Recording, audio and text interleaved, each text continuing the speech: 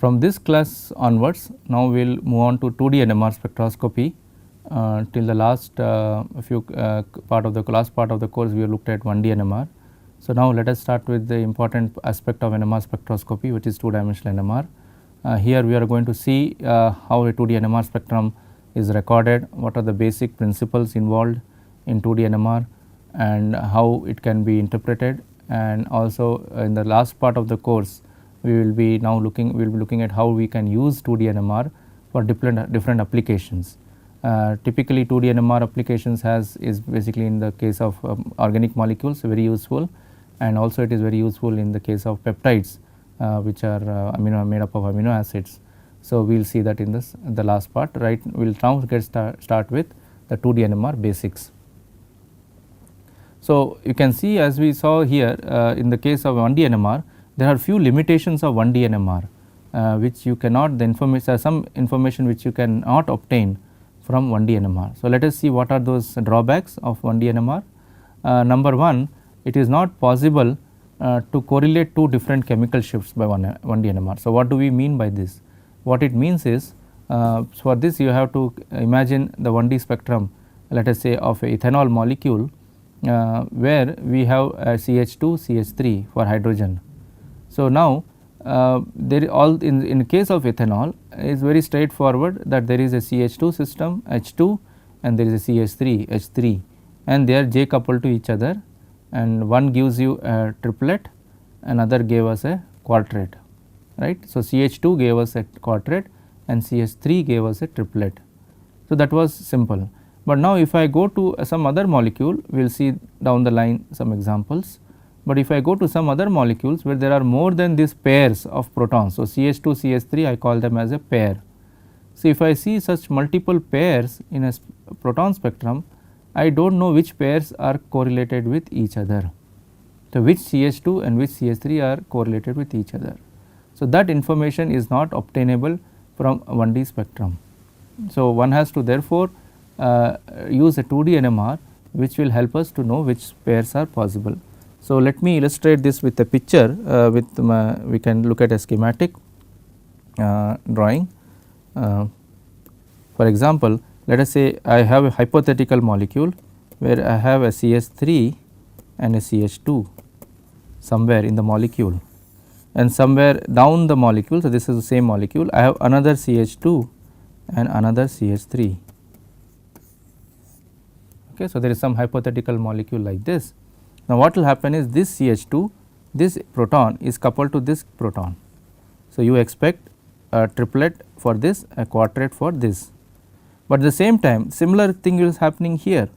Here also I get a quartet for this proton and I will get a triplet for this proton. So, if I record a spectrum, I will get two triplets in the methyl region and I will get two quartet in the methylene region. So, now I do not have information that which two are connected to each other, I do not have that information. So, that information of connection between which methylene is connected to which of its respective methyl, that information is not present in the simple 1D NMR. All the 1D NMR gives me is simply a set of lines. It tells me there is this is a methylene group, this is a methylene group and so on. It does, for example, it tells me that this is a methylene molecule, methylene moiety, this is a methylene moiety, this is a methyl and this is a methyl, but it does not give me the information of the connectivity, that means which methyl is connected to which methylene. That information connected in the sense like this connection coupling, that information is not provided in this 1D spectrum. So, if you want to know which methyl peak here is matching with which methylene peak here, which are the coupling partners, you will not get that information, because this will also be a quartet, this will also be a quartet, this will be a triplet, this will be a triplet because of the J coupling, but that connection is not there information. So, that is for that we need to go to 2D NMR. So, this is one of the limitations of 1D proton NMR. And secondly, you can resolve overlaps. So, again we will see some examples how we can resolve overlaps. So, what happens is when you have a large number of peaks in a proton spectrum, the peaks will start overlapping, they will start crossing each other, they will lie on each other. So, there is a lot of degeneracy. Degeneracy is the word used for saying that there is an overlap of peaks. So, to resolve those degeneracies or to resolve those overlaps, we need to go to 2D NMR. And a third aspect is more technical point. The point is that in NMR, which we did not see because of that will be not possible in this course to deal with, we will look at that in an advanced version of the course later. The thing is that you have what is called coherences in NMR. Whenever you apply NMR pulses, you generate coherences. So, if you have two protons coupled to each other by J coupling, there is a possibility of generating multiple quantum coherence. So, I will not go into detail of this terminology because this is not part of this course, but as information is useful to know that multiple quantum coherences cannot be detected by NMR. They can be generated, but they cannot be detected directly. So, to detect multiple quantum coherences, we have to do it by 2D NMR only. In 2D NMR, what we do is we generate some multiple quantum coherences, and when we want to detect them, we convert it into into a single quantum coherence. So, for the time being, you if it is okay if you do not fully understand these concepts of the multiple quantum coherences, but remember in mind, keep in mind that 2D, one of the reasons 2D NMR is very useful is that you can indirectly detect multiple quantum coherences, because in a 1D you cannot directly detect them. So, now let us see look at these three of this, at least two of these two cases, how and what 2D NMR helps to resolve. So, let us take this example again, this molecule which we saw in the previous class when we were looking at carbon 1D NMR analysis. There we saw that we had a 2D spectrum, a 1D spectrum of hydrogen, and we also had a 1D spectrum of carbon. But the one question which I raised last time was that there is no connection information in from these two. What is happening is we have recorded these two spectra separately in isolation, means this was recorded initially, then you record this, but I do not know which proton peak here corresponds to which carbon peak here, because all of them are CH peaks. But of course, you can say by logic, again if you use a logical idea, you can say that look, this will correspond to this and this will correspond to that and so on, but that is based on some kind of a logical arguments. But if I want to directly see that which proton peak here, this is let us say one proton peak, because this together is 1 and this is a doublet, this is 1 and this is another 1, this is a bunch of 1 peak corresponding to a J multiplet. So, this particular peak, 1 peak corresponds to which carbon here. Of course, remember this is coming from ketone. So, we are not going to worry about the ketone because there is no proton attached for ketone. So, I am not looking at the ketone, I am only looking at these carbons, and again this quaternary carbon, remember, is not, sorry, this is a proton here, single proton. So, there is one carbon, these two are equivalent, so 2 carbons, and this is a third carbon. So, we have 3 carbons here. Similarly, there are 3 protons here, because there are these methyls, these 2 methyls correspond to 1 methyl, this corresponds to this methine is 1 hydrogen, 1 type, and this is a third type of hydrogen. So, 3 hydrogens. So, we have 3 hydrogens on this side, 3 carbons on this side. So, can we match from 1D which is which? That is a question which is shown in this diagram. For example, can I say that this particular doublet, 1 hydrogen corresponds to which carbon here? That information is not present in this 1D, and this is one of the drawbacks of doing at 1D separately. But if I do a 2D, I should be able to find out. So, that is the question. So, suppose I label this, let us see how a 2D will help us in this information. So, right now again keep in mind we are only going through idea of how 2D can be, how 2D can help us to resolve. As we go along, we will see more details of 2D. So, in the next slide we will see a simple 2D, but I am not going to right now, we will not see how the 2D is recorded, we will come to that later. So, let us now look at how a 2D can help for this problem. So, what is the problem in hand? The problem in hand is as follows. We have 3 hydrogens which is labeled ABC, and we have 3 carbons which is labeled XYZ. Now, my job is to match, or my problem is to match which proton here is paired with which carbon here. So, there are 3 pairs possible. means 3 pairs are there, which pair is the correct pair. So, for that is what is shown here. If I try all possible combinations, I have 12 combinations possible, because this can go with any of these 3, this can go with any of these 3, this can go with any of these 3. So, there is basically there are 9 possible, but there are actually 4 peaks in the sateen here. So, if you see there are 4. So, of course, as I said, by logically you can say that this is not attached to a proton. So, you can ignore that combination, but if you take brute force, a mathematical approach tells me that given 4 peaks here and 3 peaks here, I expect 12 combinations or 12 pairs, okay. But we do not know which pair is correct, but only 3 pairs are correct, because this has to be paired with one, this has to be paired with another carbon, this has to be paired with another. So, only 3 pairs are the actual pairs, but based on this spectrum separate alone, I am not getting that information. So, that is what can be seen. Suppose I do now a 2D NMR.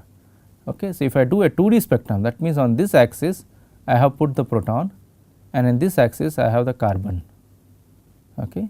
Now, this is the 3 pairs. Okay. So, this is already known to us, but I am just trying to show here that if I do a 2D spectrum, I will get the correct spot, because the correct peak which is in the carbon side here, which was coming at 20 in our previous slide, will show up now its correct partner from the proton side. So, you see this is simple 2D coordinates, this C comma Z is nothing but is telling me that the proton number C, which we saw in the last slide, which we assigned as C, that has this partner in the carbon side corresponding to Z, which was in this side. So, a 2D spectrum, if I record, immediately out of those 12 combinations gives me the right combination, because it connects the right carbon with the right proton. How it does it? We will see that later, but the advantage here of 2D is that out of the 12 combination which we saw, I am able to get the right combination simply by recording a 2D spectrum, and the right partners, the combinations are showing up here.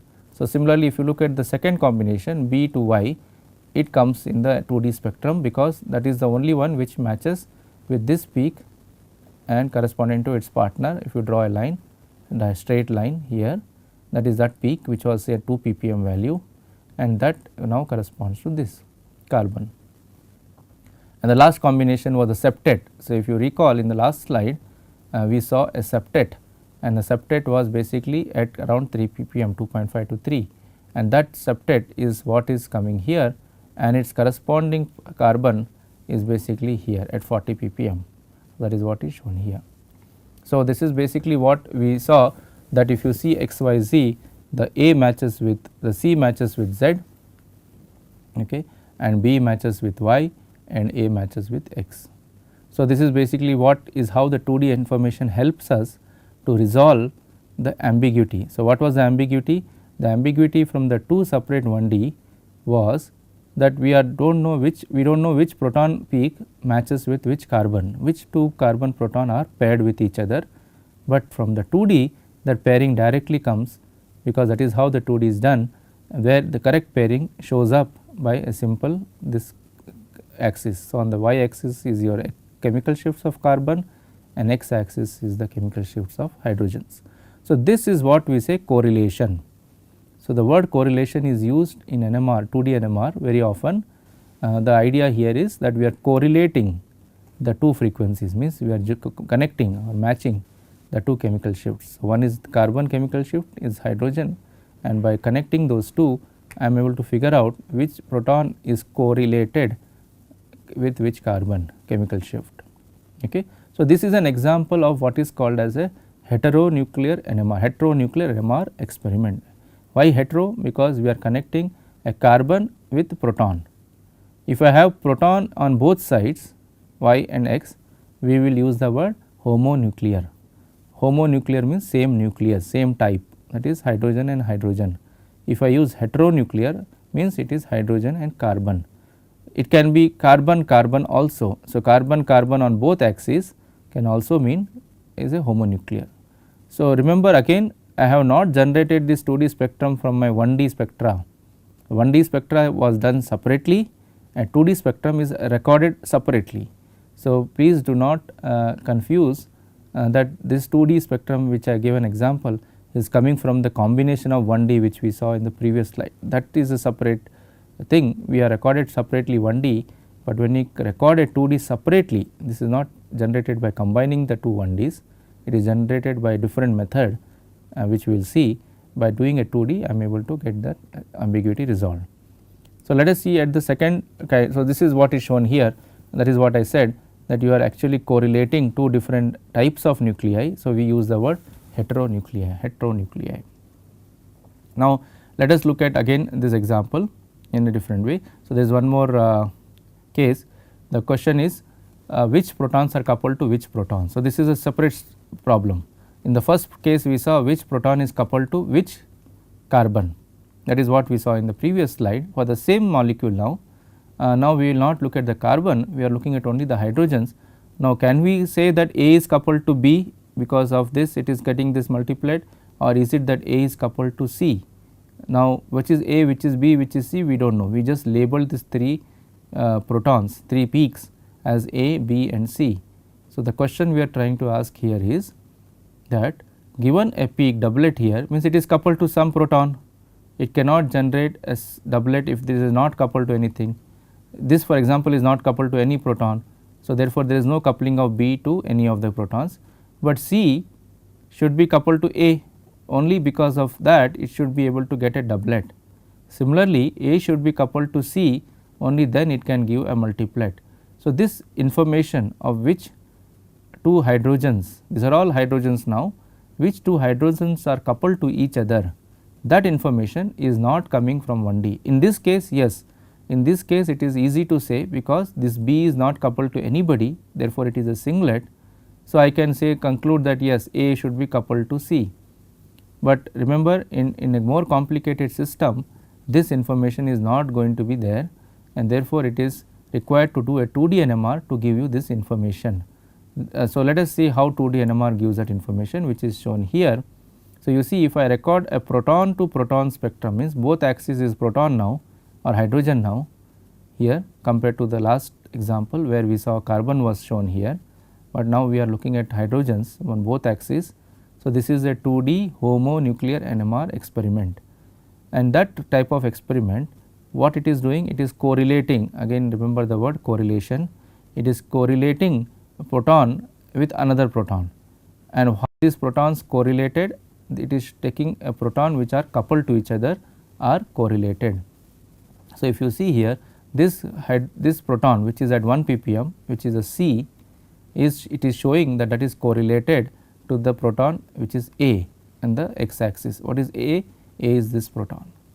So, that is what we expected based on our logical arguments, that B is not coupled to anybody, because it is an isolated CH3 is shown here, but A and C we expect to be coupled to each other, of course. So, that is why it was easy to see from 1D, but the example here is to show that a 2D gives you that information.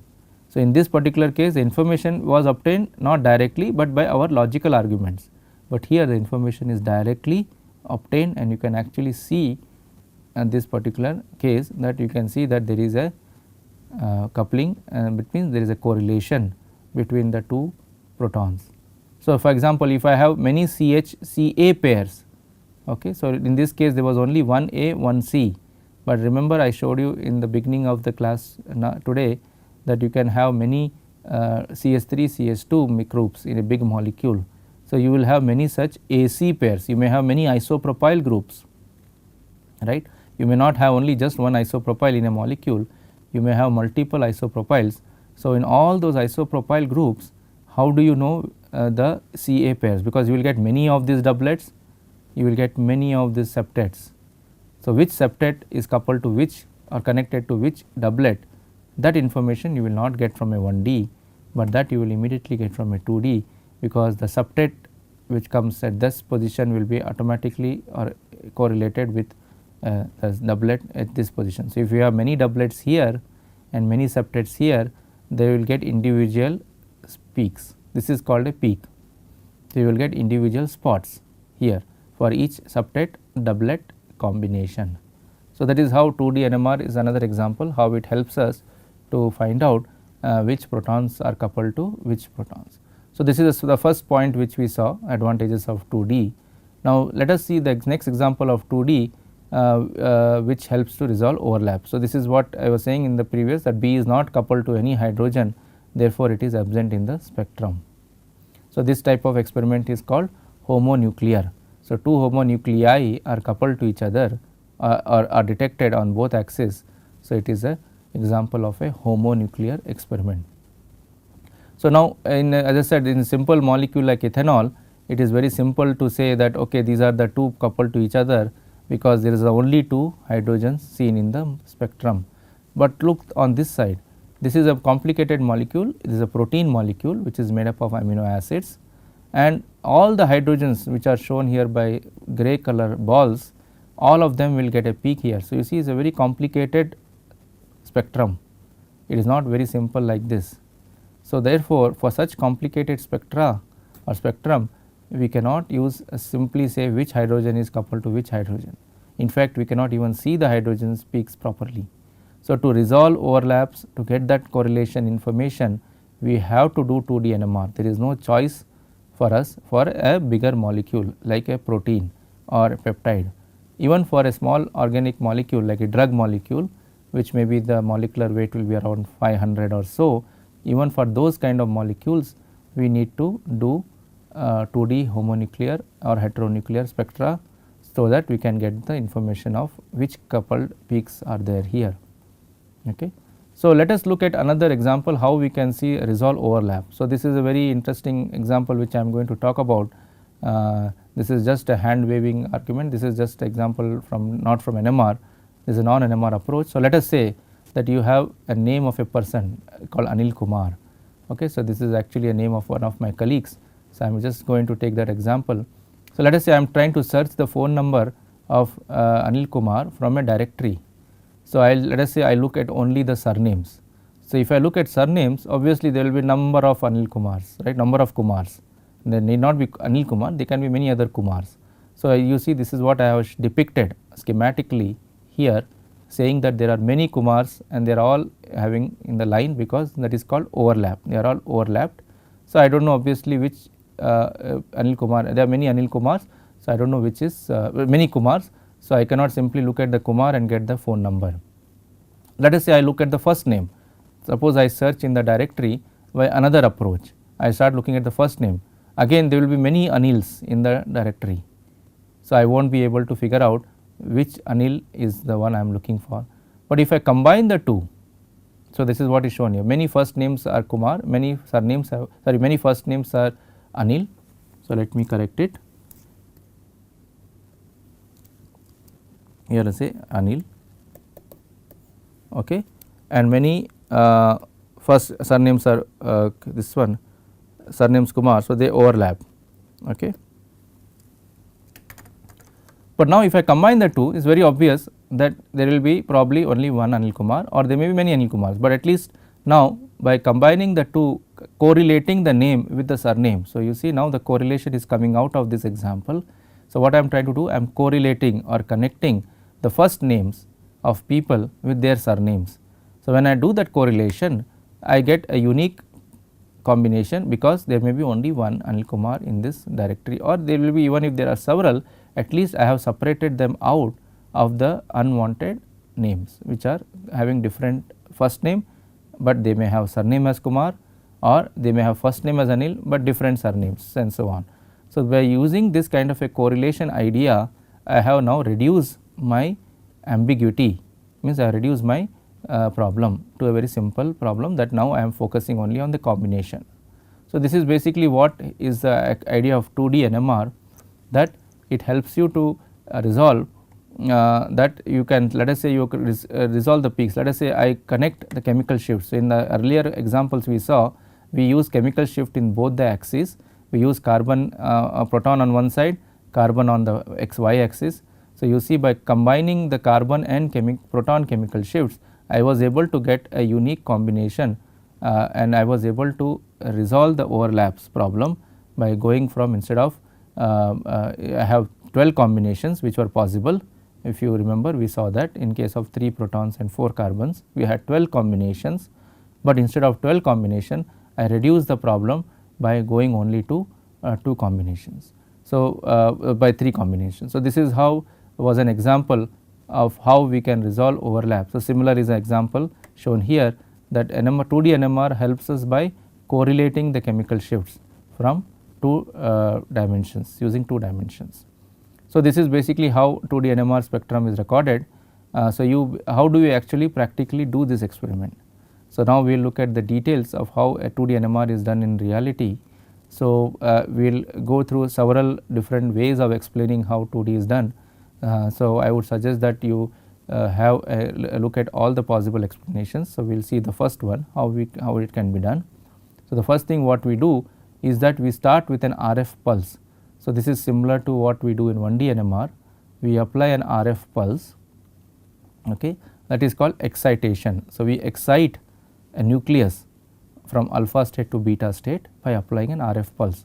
So, that is the first thing which we do in any NMR experiment. So, same thing starts here also in 2D we start with that. Then what we do is at the moment you excite a nucleus, then you leave the RF pulse, you remove this RF pulse, then the nucleus starts relaxing, and that is called FID. During that period, remember we said in 1D you generate an FID, you induce a signal in the coil and that generates an FID. But in 2D we do not do that. In 2D what we do is we allow it to evolve. This is the word used, evolution. Remember, please do not confuse this with the evolution we use in biology, that is called Darwin's evolution. That is a completely different concept. This is just the word is somehow used for evolving a chemical shift. That means is that the FID, the chemical shift oscillation will start after you remove the pulse, and this is what is called, this is because of the relaxation and chemical shift. Now, during this process when it is going relaxing, during that process, that means from here to here, this is, remember, a time axis. Okay. So, this is a x axis, here is a time. So, during that process what it does this nucleus 1 transfers its magnetization to another nucleus while this is happening. Okay. So, that is what you have to keep in mind. We will again, as I said, we will go through this exercise of understanding 2D in different ways. So, this is one way to understand, is that we have a nucleus which is excited, it is now evolving or moving in chemical shift because of which you get these oscillations, and during that process it is also relaxing, that is why it is showing a decrease. During this process when it is moving in chemical shift as well as relaxing, it transfers the energy to another, or transfers the magnetization to another nucleus. And why is that so? Because it is coupled to this nucleus. So, let us say these are 2 hydrogens coupled by J coupling or some other coupling to each other. Because of that coupling they interact with each other, and because of that interaction they transfer energy to each other. So, nucleus 1 will give a magnetization to 2, 2 will give it to 1. So, we are only looking, let us say, one side. So, the nucleus 1 gives its magnetization to 2 during this process. So, remember we are not doing any extra work here, all we are doing is allowing the nucleus 1 to simply move in chemical shift and relaxation. During that process it starts transferring the polarization to B. Now, that transferred polarization is now detected by exciting this nucleus. Remember, this nucleus it has only transferred, but we have not excited this nucleus. So, we have to excite this nucleus. When we do that excitation, that nucleus now will start moving in its chemical shift, but it will carry the information of the chemical shifts coming from here.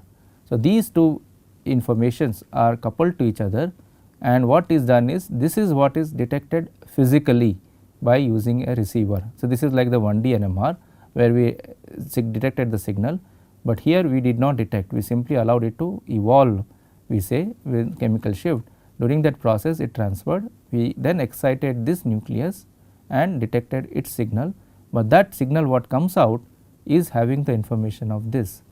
So, finally what we do is we do a Fourier transform of this two spectra. Remember, this is not two different spectra, they are within the same experiment. So, this is you can call it as one frequency dimension or axis, and you can say this is another frequency because another chemical shift is there, and that is frequency 2. So, by doing this Fourier transform, what we are going to get is that we are going to get this information of this chemical shift directly connected to this chemical shift, that is this frequency, and that connection is not possible if I do a separate 1D here and I separate 1D here. But because of this connection, because I am directly going from one nucleus to other, I have actually got them connected to each other by J coupling, and that connection shows up in the 2D spectrum which is shown here. So, with this idea we will again go through this exercise in the next class, and we will continue with this 2D NMR, and we will see how further we can understand how 2D NMR experiments are recorded and how this frequencies 2D axis can be interpreted.